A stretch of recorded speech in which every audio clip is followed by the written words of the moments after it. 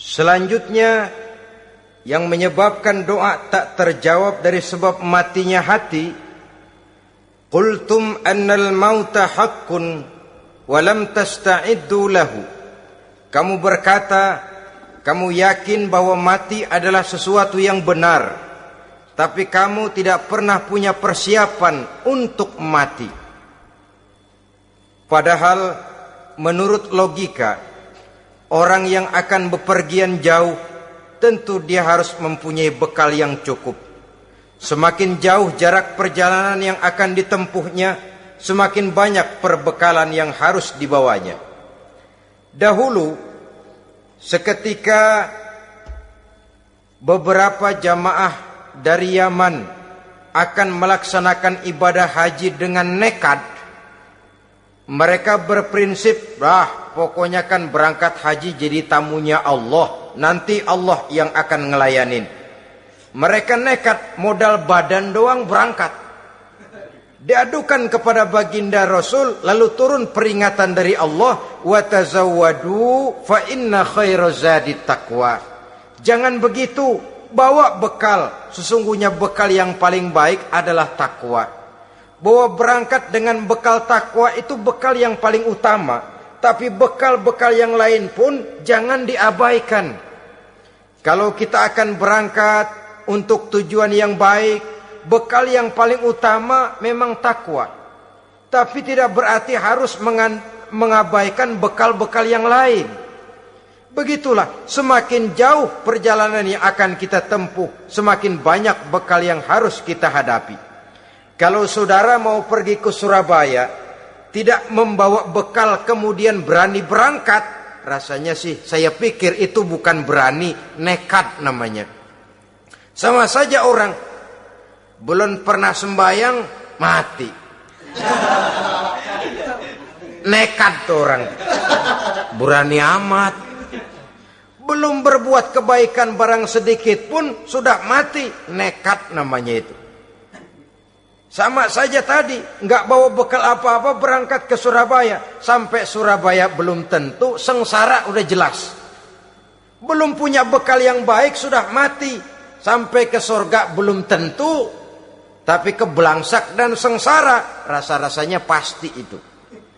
Oleh karena itu, kalau kita yakin mati sesuatu yang benar, sesuatu yang pasti datang menimpa, maka hendaklah kita mempersiapkan bekal.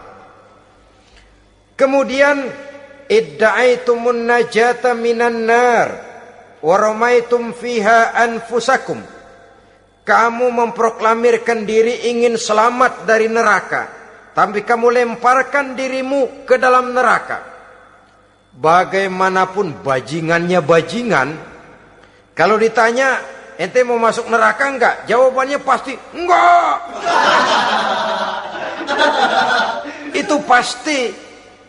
Perbuatannya sendiri yang melemparkan dirinya ke dalam neraka.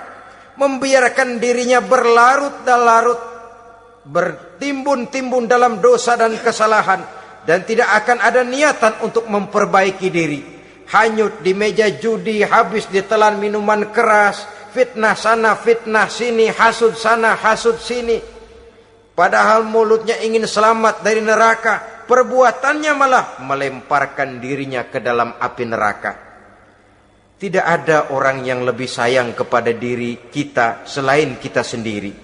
Dan menyayangi diri itu tidak cuma dengan memandikannya sehari 3 kali. Walam ta'malu laha. Kamu ingin masuk surga, tapi kamu berat mengamalkan perbuatan yang bisa menyampaikan kamu ke surga. Semua kita kalau ditanya, mau masuk surga? Mau. Tapi jarang yang berlomba melakukan perbuatan-perbuatan yang bisa menyampaikan kita ke surga.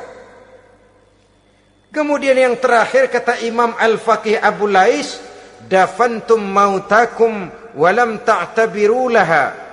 Kamu menguburkan orang yang mati di antara kamu, tapi kamu tidak bisa mengambil iktibar, tidak bisa mengambil pelajaran dari mayit yang jenazah yang kau kuburkan itu. Mestinya kan nguburin orang tuh membuat sadar. Iya, kalau sekarang dia saya baringkan di liang lahat, menghadap ke arah kiblat, bantalnya tanah, setelah itu ditutup dengan papan, lalu ditimbun dengan tanah. Iya, sekarang giliran dia, giliran saya, entah besok, lusa, bulan depan, tahun depan, tapi pasti mengubur mayat, mengubur jenazah, tapi tidak bisa mengambil iktibar dari yang dilaksanakannya itu. Ini merupakan penyakit-penyakit batin yang merupakan handicap, yang menimbulkan jarak antara kita dengan Allah Subhanahu wa ta'ala. Pantas kalau itu semua ada pada diri kita, hati jadi mati. Dari hati yang mati, doa tidak akan tembus. Kita tidak lagi akan diperdulikan oleh Allah Subhanahu wa ta'ala. Dan itu sekali lagi kemalangan yang terbesar dalam kehidupan kita. Bagaimana jalan keluarnya? Pertama, memperbaiki batin kita, menyelamatkan diri daripada penyakit-penyakit yang bisa mematikan hati seperti yang sudah saya sebutkan tadi. Yang kedua, berdoa dengan adab, sehingga tata cara di dalam kita bermohon kepada Allah Subhanahu wa ta'ala dibicarakan secara khusus oleh Al-Imamul Ghazali dalam kitab Ihya beliau yang disebut adabud doa. Adab di dalam kita melaksanakan doa kepada Allah Subhanahu wa ta'ala. Setelah batin ini bersih dari penyakit-penyakit hati yang bisa menyebabkan hati jadi mati, berdoalah kita kepada Allah. Bagaimana adabnya? Kata Imamul Ghazali rahimahullah, yang pertama hendaklah ia di dalam berdoa itu memilih waktu yang mulia. Minal awqatis syarifah, kata beliau. Memilih waktu-waktu yang punya nilai mulia. Ramadan dalam 1 tahun, Jumat dalam tiap minggu, sepertiga malam yang akhir pada setiap hari. Waktu-waktu yang punya nilai mulia.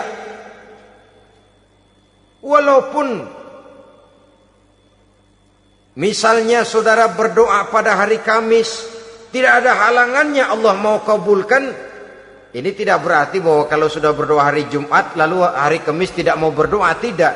Lebih memilih mengintai waktu-waktu yang punya nilai mulia. Lailatul Qadar sekali dalam setahun. Waktu-waktu yang punya nilai mulia. Logikanya begini, saudara-saudara. Kalau kita datang ke rumah seseorang, tujuan utama kita minjem duit, yang paling pertama kita perhitungkan tanggal berapa nih? Kan itu toh, tanggal berapa? Kalau tanggal 20 atuh minjem duit, orang lagi ngap-ngapan, boro-boro dia bisa minjemin, dia sendiri mungkin lagi pusing. Kita lebih dulu kita amatin tanggal berapa nih? Yang enak sore apa siang? Jam 2. Jam 2 dia baru pulang dari kantor, tapi giliran tidur. Kalau dia tidur dibangunin, datang mau minjem duit, kagak dimaki-maki sudah kebagusan deh. Kan kita lihat waktunya, timingnya kata orang sekarang. Tanggal berapa, sore apa malam, apalagi gulem apa terang bulan. Itu semua sudah kita atur sedemikian rupa, memilih waktu. Yang kedua kata Imamul Ghazali, memilih keadaan yang istimewa. Kalau tadi soal waktu, yang kedua soal keadaan. Ada situasi-situasi di mana doa itu diijabah oleh Allah Subhanahu wa ta'ala. Di antaranya kata Imam Abi Hurairah, inda zahbis sufuf fi sabilillah, pada waktu mengatur barisan perang membela agama, di situ doa kabul. Inda nuzulil ghais, ketika turun gerimis, di situ doa makbul. Inda iqamis shalah, ketika salat mau didirikan, riwayat lain bainal azan wal iqamah, antara azan dan qomat, di situ doa makbul. Itu memilih keadaan-keadaan. Kemudian yang ketiga, kata beliau, berdoa menghadap kiblat. Ya, apa kalau doa madhab mudik Tuhan gak tahu? Tahu. Tuhan gak dengar? Dengar. Cuma lebih etis. Lebih etis kalau kita berdoa menghadap ke arah kiblat.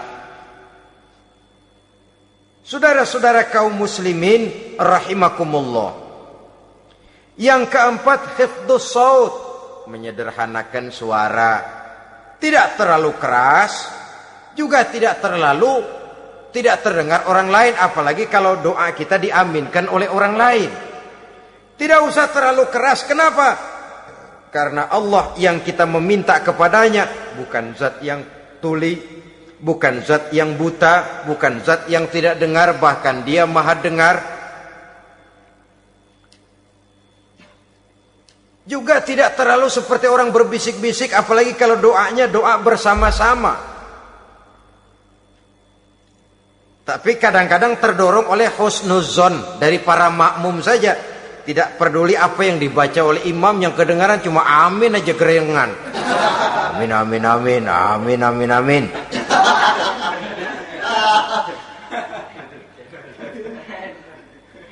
Juga tidak terlalu keras, seperti orang berdoa, seperti orang pidato.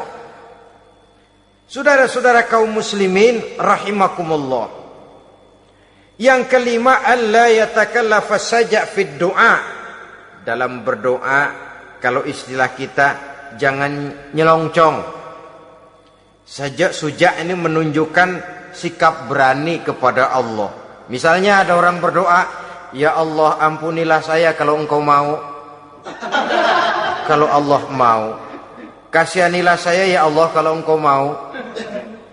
Itu doa orang songong. Atau sama saja, ya Allah berilah saya rezeki dikit aja. Emang kenapa pakai begitu?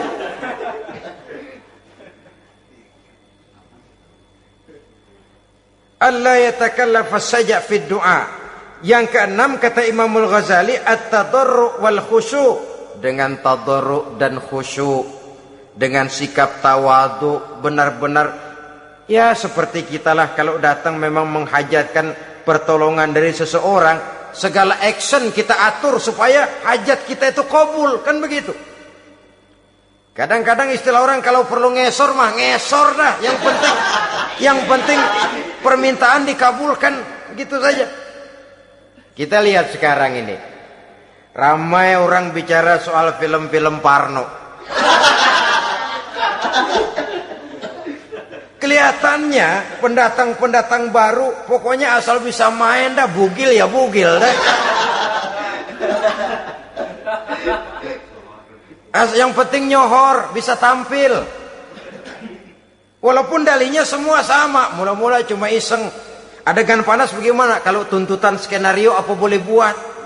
Apa boleh buat? Emang nggak bisa milih. Setelah film beredar baru saya juga jijik ngeliat, lah tadi kemana waktu bikin? Udah jadi baru jijik, bikinnya merem memang itu.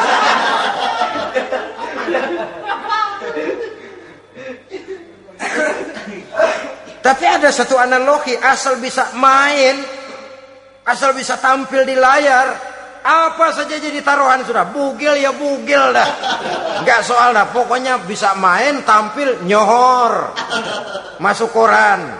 Udah seperti kata-kata orang Arab, bul ala zamzam fatu'raf. Kalau pengen terkenal kencingin sumur Zamzam.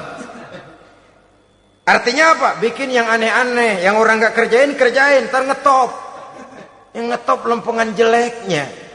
Sumur Zamzam dikencingin, kan nyohor itu. Sedunia orang kenal. Kenapa? Gila. Saudara-saudara kaum muslimin rahimakumullah, sangat kita sayangkan kalau lalu orang berlomba-lomba dengan cuma modal paha mulus, wajah cantik, dimauin apa saja mau, lalu bisa tampil.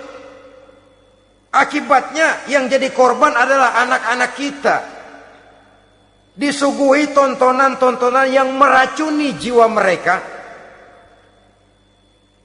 Walaupun akibatnya barangkali ya lain, seperti band orkes dengan film memang akibatnya tidak langsung ya. Kalau band orkes akibatnya langsung, dia bisa berantem di tempat lokasi. Film orang nonton tahu dia di tempat itu, bukan di tempat itu dia praktek, pulang jadi pikiran dia. Tadi serem ya, ntar kalau udah kesempatan kita praktek. Ntar ngancemnya itu yang gak enak. Tapi yang saya analogkan dengan persoalan kita, tingkah pola artis apapun dilakukan asal bisa main. Nah itu tuh, asal dapat kesempatan acting. Dalihnya ya tuntutan skenario lah, iseng lah, macem-macem lah. Tapi yang jelas satu target, saya harus dapat kesempatan main. Untuk sampai ke situ cara apa saja harus saya tempuh. Tidak peduli harus menginjak-injak norma dan budaya bangsa yang luhur. Tidak peduli harus bertentangan dengan kaidah agama. Tidak peduli hasilnya meracuni umat masyarakat, terutama generasi muda. Yang penting kan ngetop. Saudara-saudara, baiklah ya, itu soal lain. Tapi soal kita ialah at-tadarru wal khusyu'. Bermohon kepada Allah dengan tadarru, khusyuk dan tawadhu. Seperti kalau kita mau bermohon kepada seseorang, kita malah merendahkan diri. Pak, saya memang orang gak mampu pak. Utang saya udah selebar kampung pak. Anak udah 16 seperempat. Apa saja kita meratap, menghibah, mengeluh, merintih, ujungnya kan yang penting gue minjem duit dapat dah gitu. Apa kayak diomongin, pokoknya pulang bawa duit, itu saja. Itu strategi manusiawi.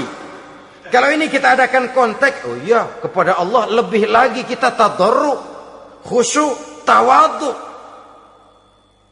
Doa dengan tawadhu, sebab kita akan bermohon kepada yang serba maha. Menghadap ke arah kiblat, duduk bertafakur dengan khusyuk, tawadhu. Jangan doa sembari tolak pinggang.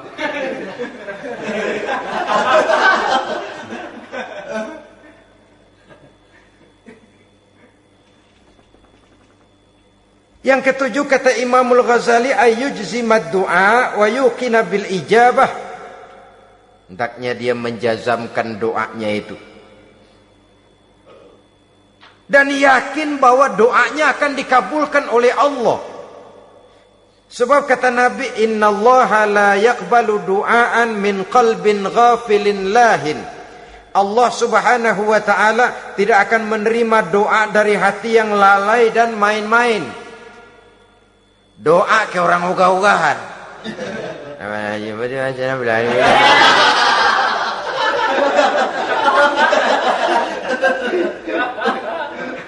Kali malaikat nyongok dong, lu minta apa lu?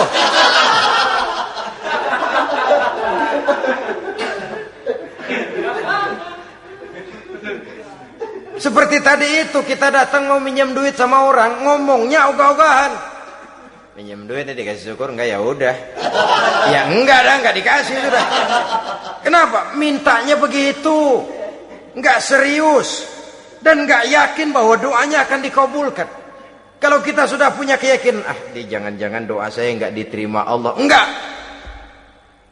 Kata Allah, ana inda zanni abdi bi. Aku sih bagaimana menurut sangka hambaku kepadaku saja. Kalau sangkanya baik, aku baik. Kalau sangkanya doanya dikabulkan, aku kabulkan.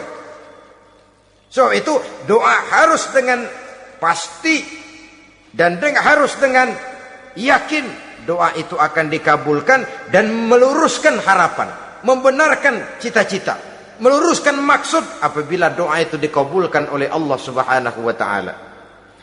Saudara-saudara, oleh karenanya jangan doa setengah hati. Jangan berdoa sambil main-main. Apalagi menghadap kiblat dengan dua tangan terangkat sebagaimana dicontohkan oleh Rasulullah sallallahu alaihi wasallam. Bahwa berdoa tanpa mengangkat kedua tangan pun Allah tahu, Allah dengar, tapi kelihatannya kurang serius. Seolah-olah terserah dah Tuhan, mau dikasih ya kasih, enggak ya udah. Seolah-olah kita tidak serius dalam berdoa. Kemudian yang berikutnya kata Imamul Ghazali, ayyaftatahad du'a bi zikrillah fala yabda'u bisu'al. Hendaknya dia mulai berdoa itu dengan menyebut nama Allah, berzikir kepada Allah, fala yabda'u bisu'al, jangan langsung memulai dengan permintaan. Ini tata krama etisnya. Sama juga orang kirim surat, salam sejahtera kami haturkan, padahal mah enggak ada itu juga enggak apa-apa. Itu kan maksud mukaddimah saja. Besar harapan kami semoga Bapak dan sekeluarga di sini pun berada dalam keadaan sehat walafiat. Selanjutnya kami telah dengar dari berbagai teman tentang kedermawanan Bapak, tentang bantuan Bapak di berbagai bidang yang menyangkut sosial pendidikan. Sehubungan dengan itu maka kami bermaksud mengajukan permohonan. Baru masuk itu mah 15 kalimat kesonoin, urusan lain. Intinya sehubungan dengan itu kami bermaksud memohon kepada Bapak. Kita mulai, salam sejahtera kami haturkan, bersama ini pula kami, macam-macam lah. Sama juga seperti tadi itu, kita datang mau minjem duit, datang karena kita tahu datang habis bulan, malam terang bulan, udaranya sejuk, ngobrol lah kita, dapet teh. Apa kabar Pak? Baik.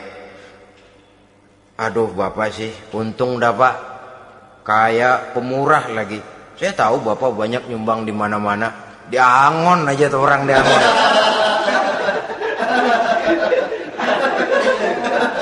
Kira-kira udah mau telap aja baru dikedat. Ngomong-ngomong Pak, nah mulai nih kalau udah ngomong dah tuh mulain. Baru masuk. Jadi etisnya berdoa itu dimulai dengan zikrullah. Karena itu umumnya dimulai dengan alhamdulillahirabbil alamin. Kita puji dulu Allah. Alhamdulillahirabbil alamin hamdan yuwafi ni'amahu wa yukafi'u mazidah. Kita puji dulu Allah. Seperti orang tadilah. Kita puji dulu kebaikannya. Walaupun pada akhirnya kita minjem duitnya. Sebenarnya Allah nggak perlu dipuji toh. Dipuji atau tidak Allah tetap termulia. Ini etis manusia. Allah tidak berharap untuk dipuji oleh manusia. Allah tidak untung seluruh alam memujinya. Manusia mau memuji atau tidak itu urusan manusia sendiri. Allah tidak minta untuk dipuji. Allah juga tidak gila kepada pujian. Kalau kita memulai doa dengan pujian, etis kita kepada Allah Subhanahu wa taala di dalam kita bermohon kepadanya. Saudara-saudara kaum muslimin rahimakumullah. Kemudian menyesuaikan doa dengan kondisi. Ini termasuk syarat batin ya, taubat, waraddul mazalim kata Imam Ghazali, menolak segala macam kezoliman. Artinya kalau berdoa itu tahu diri. Kalau gaji kita sebulan 700 atau 800 900 ribu, berdoa minta rezeki 1 juta, itu tahu diri namanya. Kan cuman kurang 100 ribu. Ya, kalau kerja kagak minta gajian 1 juta. Pengen doa dikabulkan, rasanya secara etis nggak tahu diri orang berdoa seperti itu. Orang datang mau minta duit, mau pinjam duit kepada kita, kan kita lihat kira-kira mampu ngembaliin nggak nih orang. Kita lihat, kita evaluasi kemungkinannya. Lalu si yang minjem tentu tahu diri. Kalau memang kekuatannya ngembaliin tidak seperti kekuatannya mulangin, hendaknya dia timbang rasa. Begitu juga kepada kita etisnya kepada Allah Subhanahu wa taala. Tahu diri, menyesuaikan doa dengan keadaan. Kalau tidak ada gap terlalu jauh panggang daripada api, nanti nasibnya bagai si pungguk merindukan bulan. Apabila adab-adab di dalam berdoa ini kita perhatikan, sejak dia dari adab yang zahir sampai kepada adab yang batin, kemudian penyakit-penyakit yang membuat hati itu jadi mati, maka insya Allah doa kita dijabah oleh Allah Subhanahu wa ta'ala.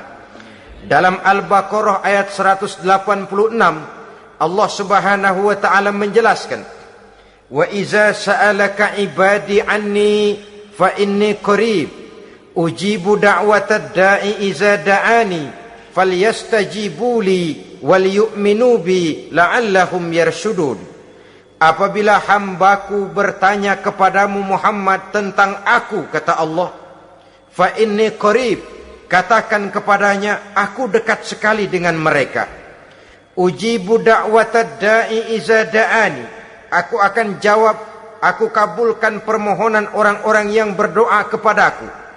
Falyastajibuli wal yu'minu bi, maka hendaknya mereka juga menjawab panggilanku atas dasar iman kepadaku. La'allahum yarshudun, semoga dengan ini mereka kelak mendapat petunjuk.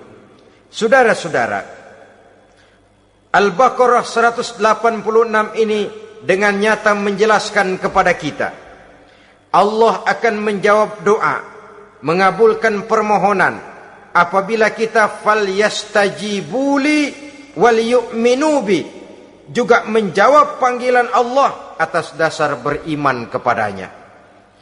Logikanya tadi itu, araftumullaha wa lam tu'tuhu haqqahu.